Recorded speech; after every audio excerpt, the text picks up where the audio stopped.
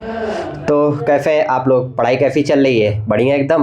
तो आज की क्लास में हम कवर करने वाले हैं सीजर्स के बारे में। तो हेड इंजरी पिछली क्लास में हमने कवर किया था, सीजर आज की क्लास में कवर करेंगे। तो चलिए वीडियो को स्टार्ट करते हैं। डेफिनेशन देख लेते हैं। Seizure are sudden abnormal electrical discharges from the brain that result in changes in sensation, behaviour, movements, perception और कॉन्शियसनेस। यानी कि सीजर यह है एक सडन मतलब अचानक एक ब्रेन से वो एबनॉर्मल इलेक्ट्रिकल डिस्चार्ज होने लगता है, जिसके रिजल्ट में क्या होता है, सेंसेशन में चेंज होता है, बिहेवियर में चेंज होता है, मूवमेंट में चेंज होता है, परसेप्शन में चेंज होता है और कॉन्शियसनेस में चेंज होता है।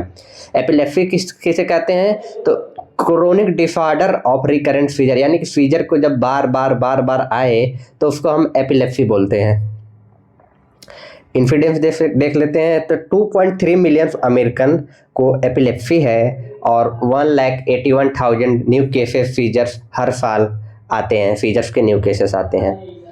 अब इसके कुछ इटियोलॉजी कॉजेस देख लेते हैं। तो सबसे पहला कॉज है कि इसका कोई मेन कॉज नहीं है, यानी कि अननोन है, इडियोपैथिक है।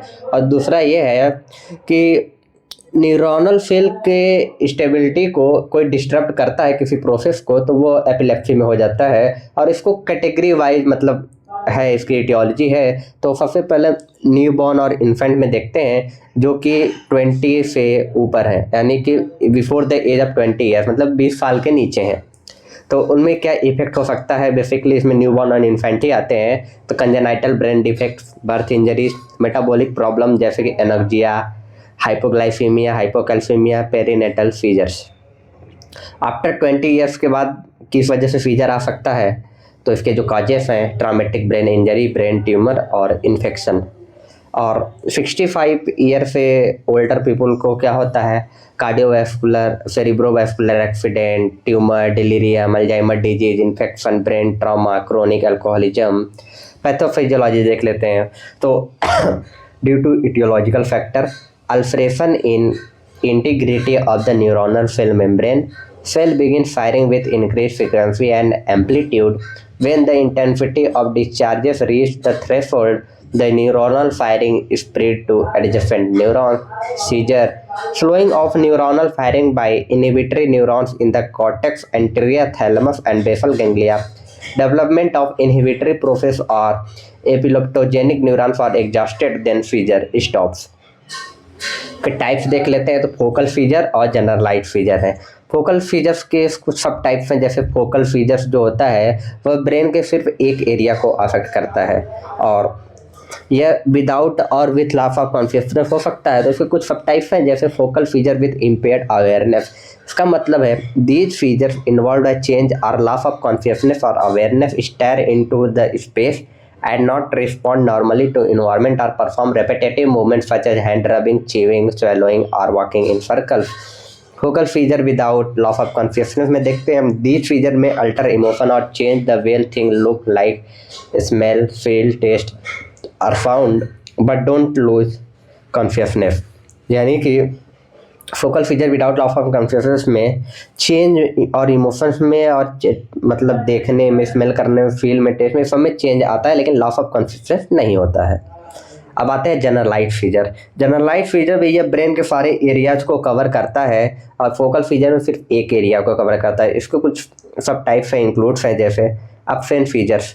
इसका मतलब absent seizure previously known as petit mal seizures often occur in children and are characterized by staring into space or subtle body movements such as eye blinking or leg smacking. These seizures may occur in cluster and cause a brief loss of awareness. Absent seizure involve sudden lapse in consciousness and staring blankly into space. The episode lasts less than 15 seconds. जैसे कि इसमें blinking, आई, lip स्पैकिंग, ये सारे moments show करेंगे और यह 15 second के अंदर तक रहता है। इसके बाद आगे करते हैं हम टोनिक सीजर। टोनिक सीजर देखते हैं। Tonic seizure cause stiffening of your muscles.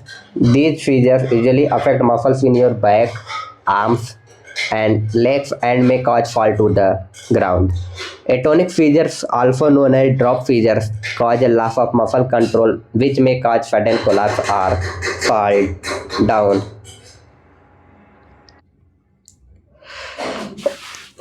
इसमें ये clonic features are associated with repeated or rhythmic jerking muscle movement. This feature usually affect the neck face and arm. यानी clonic features में है repeated jerking muscle movement होता है और ये basically neck face और आर्म्स को अफेक्ट करता है।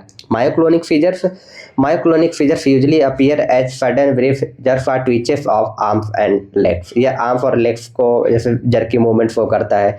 और tonic clonic features, previously known as grand mal features, are the most dramatic type of epileptic feature and can cause an abrupt loss of consciousness, body stiffening and shaking, and sometimes loss of bladder control or biting of tongue. इसके कुछ final symptoms देख लेते हैं। Temporary confusion, staring spell, uncontrollable jerking movement of the arms and legs, loss of consciousness और awareness, cognitive और emotional symptoms such as fear, anxiety और डिजेवू। ये कुछ सिम्टम्स और शो कर रहे हैं आपको स्क्रीन के सामने। Loss of mobility, trembling and shaking, numbness and pricking sensation, unconsciousness, muscle contraction and cramps, change in emotions and behaviour, confusion and uncertainty, loss और अल्टरेशन ऑफ बेसिक सेंसेस और incontinence. अब इसका डायग्नोस्टिक इवेल्युएशन देख सकते हैं कि हम लोग फीचर का कैसे डायग्नोस्टिक इवेल्युएशन कर सकते हैं। तो history, neurological exam, blood test, lumbar puncture, electroencephalogram, CT scan, MRI, PET मतलब पॉजिट्रॉन इमिशन टोमोग्राफी और स्पेक्ट मतलब single photon emission computerised tomography. यह लंबार पंक्चर देख सकते हैं, यह ईईजी है, स्पेक्ट्रम है। कॉम्प्लिकेशन इसके क्या हो सकते हैं? Falling, drowning, car accident, pregnancy complications, emotional health issues. इसका मेडिकल मैनेजमेंट देख लेते हैं। तो एंटीफीजेरिक ड्रग चलती है जैसे phenytoin, fosphenytoin, sodium, carbamazepine, valproic acid and lamotrigine और benzodiazepine and barbiturates. Dietary therapy में high fat and low carbohydrate diets देंगे जिसको हम कीटोजेनिक डाइट भी कहते हैं। यह फीचर को कंट्रोल कर लेता है। सर्जिकल मैनेजमेंट में देखते हैं सेलेक्टिव एमाइगडालो हिपोकैम्पेक्टोमी। इसमें two structure within the temporal lobe that are commonly the genesis of seizure activity are removed. Temporal lobectomy में देखते हैं focal resection of part of the temporal lobe usually on the right side is performed. Subpial resection का fine cut are made into the motor areas of the brain that do not control motor function but do prevent the spread of the scissor. हेमिस्फेरेक्टोमी का देखते हैं an entire damage side of the brain is removed. Corpus callosotomy के देखते हैं fibres that connect the two half of the brain are cut. Vagus nerve stimulation और deep brain stimulation. Vagus nerve stimulation देख सकते हैं। A device implanted underneath the skin of chest stimulates the vagus nerve in neck sending signal to brain that inhibit seizures. Deep brain stimulation में देखते हैं doctors implant electrodes within certain areas of your brain to produce electrical impulses that regulate abnormal brain activity. The electrode attach to a pacemaker like device placed under the skin of your chest which control the amount of stimulation produced.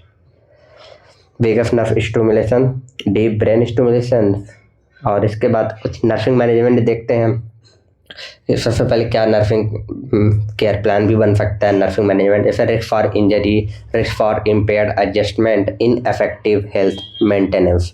तो thank you so much. I hope आपको ये class पसंद आई होगी, feature समझ में आ गया होगा। कोई भी डाउट हो कमेंट बॉक्स में पूछ लीजिएगा। मिलते हैं आपसे नेक्स्ट वीडियो में। Thank you so much.